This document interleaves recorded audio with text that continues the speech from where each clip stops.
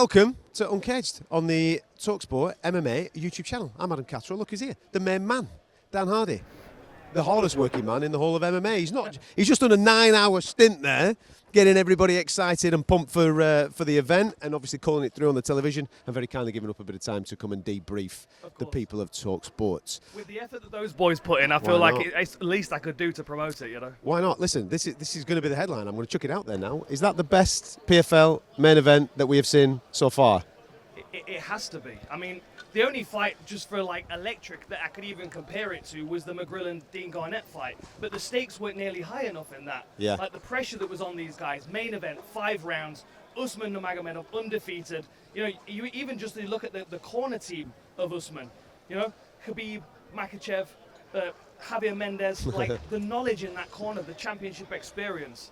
It was a special fight, really it was. I'm looking forward to going back and watching it. Yeah. You know how it is when you watch it fight. Yeah. Sometimes you're not really scoring it properly, are you? Then you get a point deduction, and I was so impressed by both of these guys. And honestly, the rematch is just going to be a level above that. Well, I think they have to go again, don't they? Because of we end up with a majority decision where 2 of the judges have gone 4-1 in favour of Usman. Obviously, the point deduction then brings that down to 48, and then we've got 47 apiece, where we get a draw because they've scored it 3-2 in favour of Usman, right? But that doesn't tell the story of the fight for me.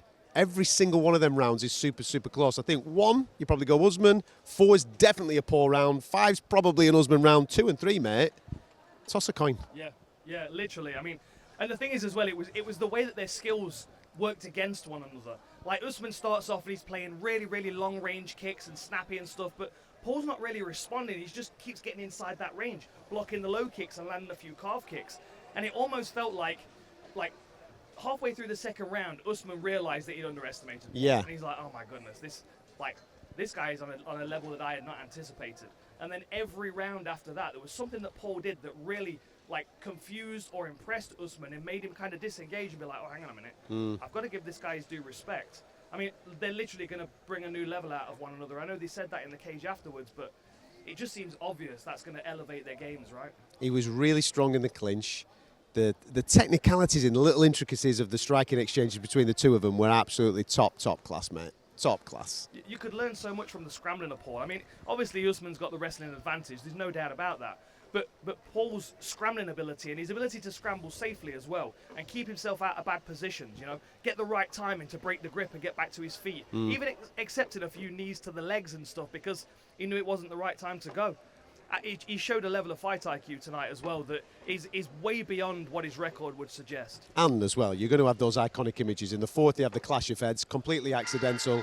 Usman's doing the right thing with his team. Just take your time, get your bearings, because that round was getting away from him.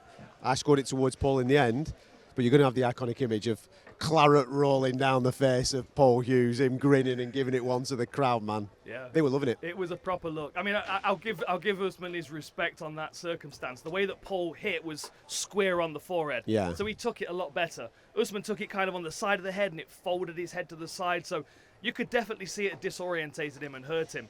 But then, you know, at the same time, you've got Paul standing there in the middle of the cage, calling the crowd on and bleeding. Like the optics of the whole thing put pressure on Usman to get back into the fight quickly.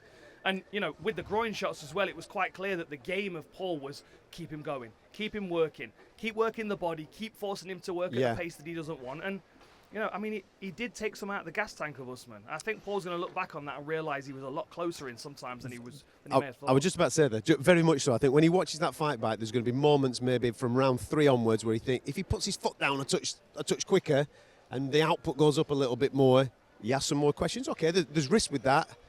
But they're the takeaways I think he's good. He's proven that he is at the very, very highest level tonight, and there's nothing to be ashamed of with a performance like that, is there? Not at all, and he's still so early in his career. Absolutely. You know?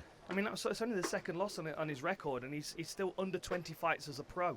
Like, give the guy 2 years. Imagine where he's going to be. And same goes for Usman as well. I mean, obviously, you know, we can't undersell the performance that he put in to hold Paul off tonight and keep a hold of his belt. But Usman's going to go back to the drawing board. He's going to see areas of his game that need to be improved, and then he's going to level up. And those two guys leveling up, he's going to bring every other lightweight in the division to their level. Like, you're not going to be able to reach him unless you're really putting the work in. And I think Paul has shown Usman that he's not that far ahead of the pack compared to what he thought he was. If tonight was good, is Belfast going to be even better? Belfast is going to be a banger, isn't it? I can't wait. You know, last time we went to Belfast, the atmosphere is amazing. I've been over there for the Belfast Giants ice hockey as well, and that's always electric. But we've got to bring this show to Belfast. 100%. Just to finish on the main event, beautiful words on the microphone from Khabib. I just thought it put a nice bow on it. Listen, it was a longish night, but that fight lived up to all our expectations. All the animosity, pre-fight animosity, went out the door. Khabib rocked the microphone. The crowd responded, and it felt proper at the end. It did. You know, honestly, I mean, and I was so grateful for what Khabib said on the mic as well. I mean, it was poetic the way that he said it, but I also feel like it was almost an exorcism of what happened in Vegas many years ago. 100%. Because that still kind of felt unfinished to me.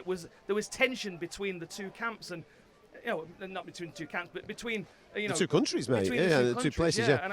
And I just feel like, obviously the promotion leaned into that this week, but I just think the fans were fantastic, and the fighters as well. Their post-fight speeches, along with Khabib, obviously, the respect from both of them, and then Paul saying, "You will be welcome in Belfast." Absolutely, beautiful words. Class. That's why we're here. Mixed martial arts, beautiful class. Co-main event. Come on, we've got to shove Nemkov towards Francis Ngannou, haven't we, mate? Come on, that's the fight that I want to see in the heavyweight division. We've got to. But having said that, he's a big, fast light heavyweight that's moved up to heavyweight, right? The question for me is, what does he look like if you put him in there against someone like Renan Ferreira? Okay. Right? Yeah. Because, of course, Ngannou is massive and powerful, but if he can deal with the size and physicality of Renan Ferreira, then he can show us that he's capable of not only dealing with someone of that size and physicality, but also someone at that level of heavyweight. And I have no doubt that Nemkov can be competitive there. But holding people down of that size is a different thing, And for as big as Tim Johnson is, like, Ferreira's 6'8". You can't play the kicking game with him like you can with everybody else. So that would be a real heavyweight test for him, and I think it'd be a good opportunity for Renan to get back into the mix as well. Yeah, I was impressed with Nemkov tonight. Who were you else impressed with the remainder of the card? Man, I thought we had some really good performances all the way through. I mean, Ibra Ibragimov, like, honestly, I feel like we're going to look back at this card in a few years' time and go, man, he wasn't even the biggest star on the card, and now he's a superstar. I feel like his potential is really limitless. And then on the lower down the card as well, Miref Zal. Yeah. Like, very good. I mean, a great fight against Mike, but there was just something about the way that he moves, and I felt like there was a bit of anxiety and nervous energy in him tonight. The things that Brendan's been saying, I'm sure he's told you the same thing about this kid, Mirko. I feel like we're going to really see him start to progress and become something quite terrifying. And then, Nate Kelly, it was a disappointing one for him, but he landed a really good elbow, and then he just got drowned by that overall game of Ahmed. Another interesting person to keep our eye on in Ahmed in that weight class. Absolutely. Listen, all in all, what a wonderful way to kick off 2025. Onwards and upwards for the PFL. We need events like this, don't we? We need these types of atmospheres. We need these types of shows. The fans absolutely came out. I know that we had Irish fans and Dagestan fans in there, but it felt like there was a lot of locals in here as well. It's booming in this particular area. Yeah. It's a historic night for the PFL. Dubai's the place for it, isn't it? I mean, the good thing is it's accessible for everybody. It's a beautiful place to be, even if you just kind of come here to hang out.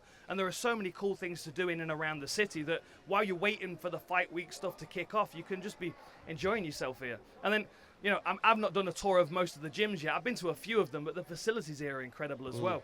I do definitely feel like this is going to become a hotbed for mixed martial arts. I know we're going to be back here very soon. I know we're looking at other places in the Middle East as well that we'll be visiting. But for me right now, Dubai might be the place for big fights. Top man. Listen, thank you very much for your time, buddy. Getting stuck into that, giving you a review of everything that happened here in Dubai. The stars were out. It's an exciting time for the PFL, going in the right direction. Usman Nurmagomedov gets the job done on a majority decision, but Paul Hughes, he really is big news. Keep an eye on that, and make sure you subscribe to the channel.